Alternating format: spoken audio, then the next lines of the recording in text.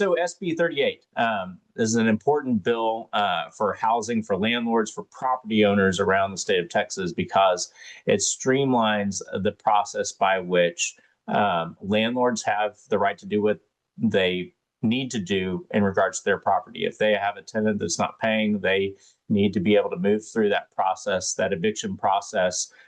This bill streamlined that to where landlords still have the right to do what they need to do legally to reclaim their property.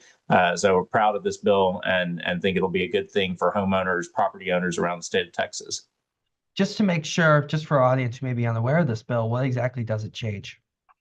So I think one of the biggest things it does is it fast tracks evictions to a 21-day timeline, where if there is an eviction process that is started, it allows that process to move quickly through the legal system. Obviously, there's legal remedies. You have to provide notice to a tenant when they haven't paid rent, and so it just kind of builds out that process by which a landlord would then reach a conclusion of the matter.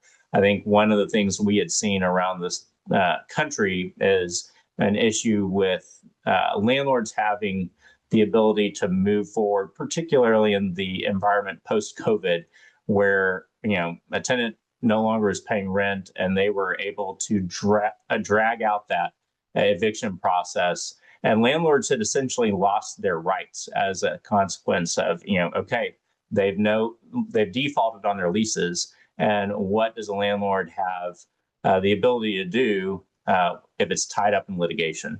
And so that's one of the things we were trying to address in SB 38, is actually making sure that property rights are something that our Constitution, our laws hold sacred, and we back up.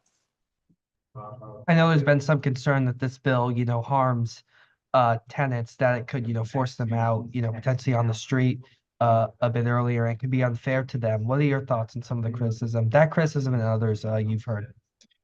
Yeah, I mean, and I think there was some good debate over the course of this is going back many months back to session, but this bill was filed, and I think there were concerns that tenants had, and they brought the concerns forward of, okay, let's make sure that we still have legal remedies. If there's actions taken against you as a tenant, you have the ability to appeal, to make sure that the process is actually being moved through in a legitimate logistical manner. And so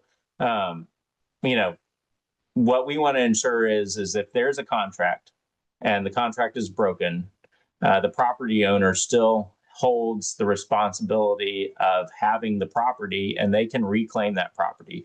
But if a tenant is has not broken their lease, they're keeping up with the rent payments, there's no reason why that tenant can't continue to abide by the lease that they signed. And so, we're just trying to make sure that that contract law continues to operate the way it is intended.